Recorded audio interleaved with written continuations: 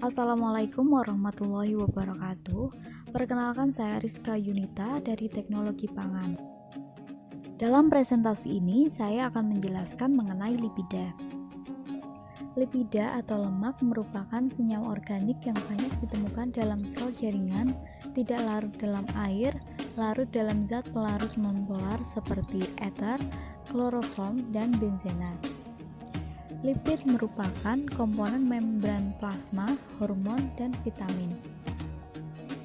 Lipid bersifat nonpolar atau hidrofolik. Penyusun utama lipida adalah trigliserida, yaitu ester, gliserol, dengan 3 asam lemak yang bisa beragam jenisnya. Asam lemak, disebut juga lipid, adalah suatu zat yang kaya akan energi, berfungsi sebagai sumber energi yang utama untuk proses metabolisme tubuh. Asam lemak penyusun lipida ada 2 macam, yaitu asam lemak jenuh dan asam lemak tidak jenuh. Asam lemak tidak jenuh molekulnya mempunyai ikatan rangkap pada rantai karbonnya. Halogen dapat bereaksi cepat dengan atom karbon pada rantai yang ikatannya tidak jenuh atau peristiwa adisi. Lemak yang beredar di dalam tubuh diperoleh dari 2 sumber, yaitu dari makanan dan hasil produksi organ yang bisa disimpan di dalam sel-sel lemak sebagai cadangan energi. Dari segi gizi, asam lemak mengandung energi tinggi. Karena itu, kebutuhan lemak dalam pangan diperlukan. Asam lemak tak jenuh dianggap bernilai gizi lebih baik karena reaktif dan merupakan antioksidan di dalam tubuh. Fungsi lipida termasuk 1. Sebagai penyusun struktur membran sel. Dalam hal ini, lipid berperan sebagai barier untuk sel dan mengatur aliran material-material. Kedua, sebagai cadangan energi, penyimpan makanan dan transport. Dalam hal ini, lipid disimpan sebagai jaringan adipose. Yang ketiga, sebagai hormon dan vitamin. Hormon mengatur komunikasi antar sel, sedangkan vitamin membantu regulasi proses-proses biologis. 4. Kulit pelindung komponen dinding sel. Pada umumnya, klasifikasi lipida didasarkan atas kerangka dasarnya menjadi lipida kompleks dan lipida sederhana. Lipid kompleks merupakan ester asam lemak yang mengandung gugus-gugus selain alkohol dan asam lemak, seperti fosfolipid dan glikolipid. Fosfolipid adalah lipid yang mengandung suatu residu asam fosfor selain asam lemak dan alkohol, sedangkan glikolipid adalah lipid yang mengandung asam lemak, sufingnosin, dan karbohidrat. Lipid sederhana meliputi ester asam lemak dengan berbagai alkohol. Contoh lipid sederhana antara lain: 1. Lemak, merupakan ester asam lemak dengan gliserol. 2. Minyak, adalah lemak dalam keadaan cair. 3. Wok, merupakan ester asam lemak dengan alkohol monohidrat yang berat dan molekulnya tinggi. Lipid juga dapat diklasifikasikan berdasarkan sifat polaritasnya. Berdasarkan polaritasnya, lipid dibagi atas nonpolar dan polar. Kelompok lipid yang bersifat nonpolar yaitu 1. Alkana dan alkena, merupakan hidrokarbon yang tersusun atas lebih dari 36 atom karbon berbentuk jenuh dan tak jenuh. Hidrokarbon ditemukan pada serum manusia, pada tumbuhan ditemukan dalam bentuk karotenoid. 2. Lemak alkohol, merupakan alkohol alipatik dengan hidrokarbon jenuh dan tak jenuh dengan panjang 6-26 atom karbon. 3. Lilin, merupakan ester dari asam lemak dan alkohol rantai panjang. 4. Sterol, ditemukan pada tanaman dan hewan. 5. Tokoferol, merupakan vitamin E yang ditemukan pada sumber minyak. 6. Trigliserida, tersusun atas gliserol dan asam-asam lemak. Kelompok lipid yang bersifat polar umumnya merupakan penyusun membran sel yang bersifat larut air. Golongan lipid polar antara lain: 1. Fosfolipid, merupakan lipid yang berikatan dengan fosfat. 2. Glikolipid, merupakan lipid yang berikatan dengan komponen karbohidrat. 3. Proteolipid, merupakan lipid yang tersusun atas satu residu asam amino yang dihubungkan dengan asam atau alkohol rantai panjang. Monogliserida merupakan istilah untuk gliserida di mana satu molekul gliserol telah membentuk satu ikatan ester dengan satu molekul asid lemak. Dalam monogliserida, satu dari gugus hidroksil pada gliserol disubstitusi dengan asam lemak. Monogliserida dapat diproduksi dari minyak, salah satunya minyak kelapa sawit. Seperti namanya, digliserida berisi dua asam lemak terkait dengan backbone gliserol. Karbon ketiga gliserol biasanya terkait dengan zat yang lebih polar. Digliserida paling umum ditemukan di membran fosfolipid. Senyawa yang kelompok polar terdiri dari gugus fosfat bermuatan negatif terkait dengan senyawa polar lainnya. Trigliserida yang lebih dikenal dengan sebutan triacylgliserol merupakan gliserida di mana gliserol diestratifikasi dengan 3 asam lemak. Trigliserida terdapat pada minyak sayur dan lemak hewan. Trigliserida dibentuk di hati yang berasal dari lipid yang kita makan atau berasal dari karbohidrat dan disimpan sebagai lemak di bawah kulit dan di organ-organ lain. Trigliserida adalah bentuk lemak yang paling efisien untuk menyimpan kalor yang penting untuk proses-proses yang membutuhkan energi dalam tubuh. Trigliserida banyak didapatkan dalam sel-sel lemak, terutama 99% dari volume sel.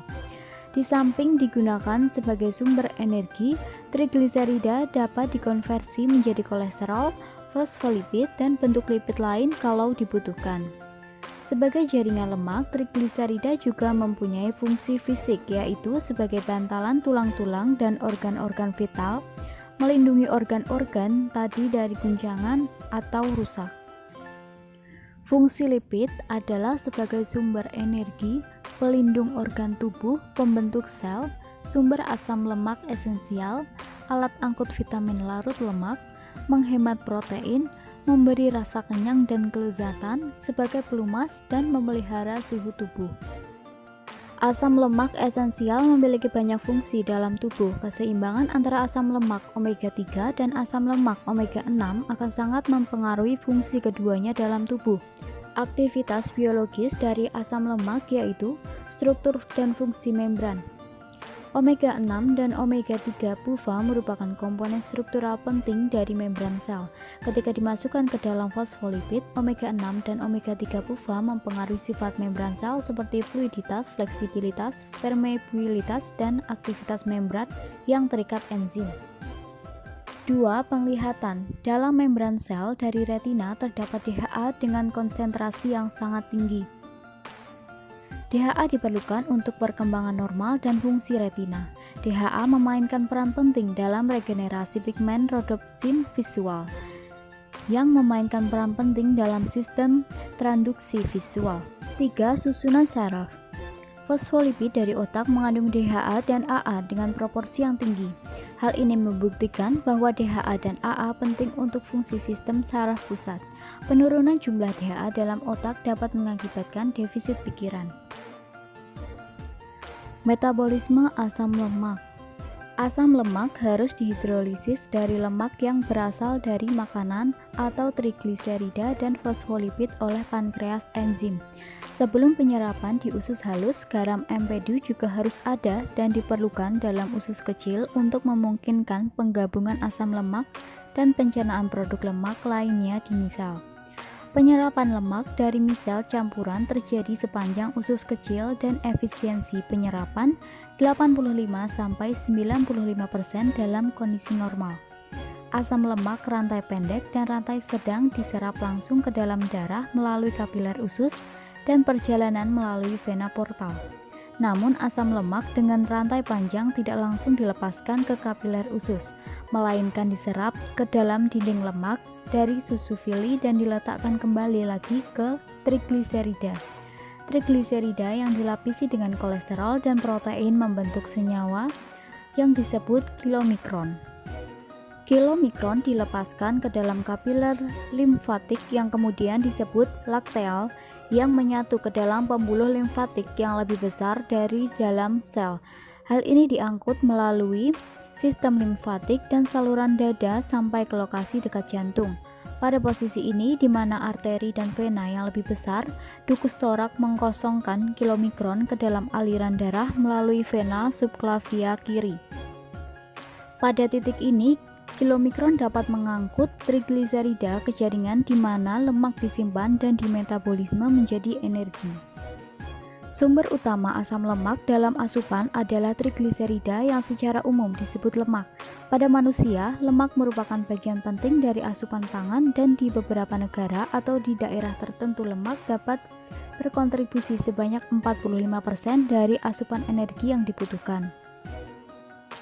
Pada proses penyimpanan asam lemak setelah transportasi melalui sirkulasi, trigliserida yang dihidrolisis lagi menjadi asam lemak dalam jaringan adiposa. Selanjutnya asam lemak diangkut ke dalam sel adiposa di mana sekali lagi asam lemak menjadi resistensi atau mensintesis menjadi trigliserida dan disimpan sebagai tetesan asam lemak. Lemak atau jaringan adiposa dasar terdiri dari sel, di mana bagian dalam setiap sel sebagian besar ditempati oleh tetesan asam lemak. Trigliserida dalam tetesan ini tersedia untuk tubuh akibat adanya hormon. Lemak dan minyak yang dapat dimakan atau edible fat dihasilkan oleh alam yang dapat bersumber dari bahan nabati atau hewani. Dalam tanaman atau hewan, minyak tersebut berfungsi sebagai sumber cadangan energi. Minyak dan lemak dapat diklasifikasikan berdasarkan sumbernya, yaitu yang bersumber dari tanaman dan bersumber dari hewani. Adapun perbedaan umum antara lemak nabati dan hewani adalah lemak hewani mengandung kolesterol, sedangkan lemak nabati mengandung fitosterol. Kadar asam lemak tidak jenuh dalam lemak hewani lebih kecil dari lemak nabati. Sifat fisik lemak. Pada suhu kamar, lemak hewan pada umumnya berupa zat padat, sedangkan lemak dari tumbuhan berupa zat cair.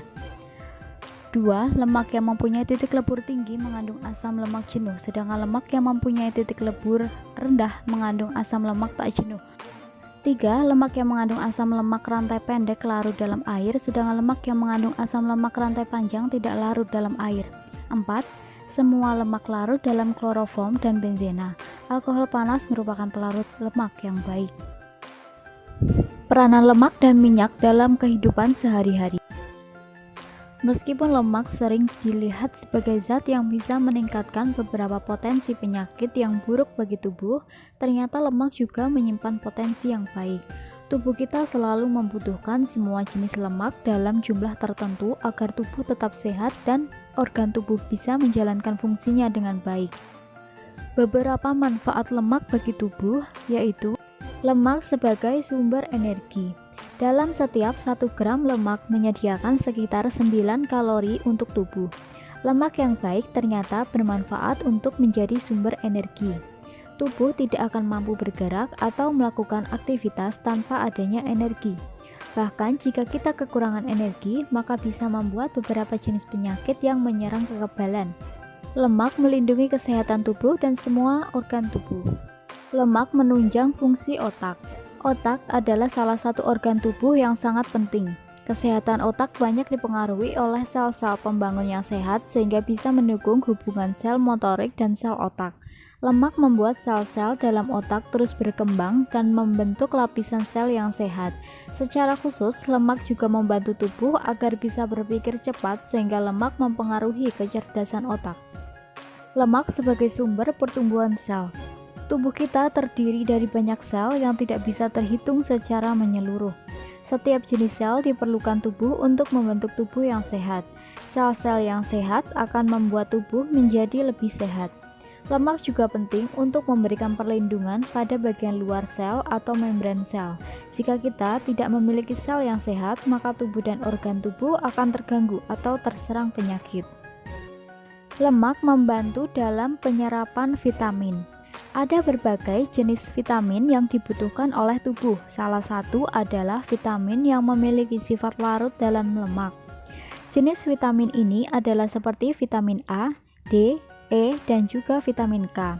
Semua vitamin ini memiliki peran yang khusus seperti vitamin A yang berfungsi untuk menjaga kesehatan mata, vitamin D yang membantu penyerapan kalsium dan memperkuat tulang serta gigi, vitamin E untuk membuat kesehatan kulit, dan vitamin K yang berperan untuk menunjang proses pembekuan darah.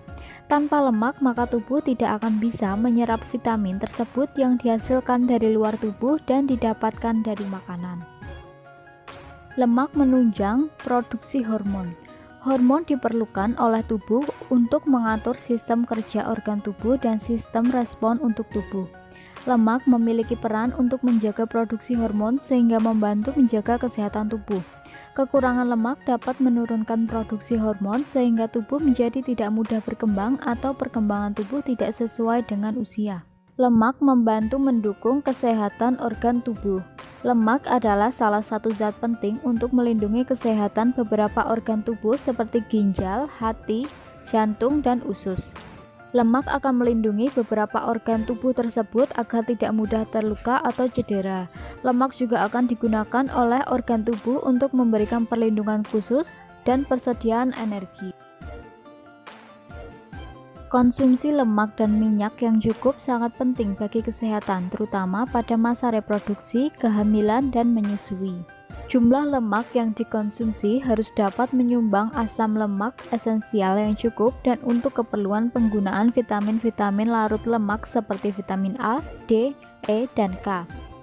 Rekomendasi yang dikeluarkan oleh kelompok ahli FAO atau WHO untuk masalah konsumsi lemak atau minyak minimal adalah bagi sebagian besar orang dewasa, konsumsi lemak atau minyak harian harus dapat menyumbang paling tidak 15% dari total energi atau kalori yang dibutuhkan per hari.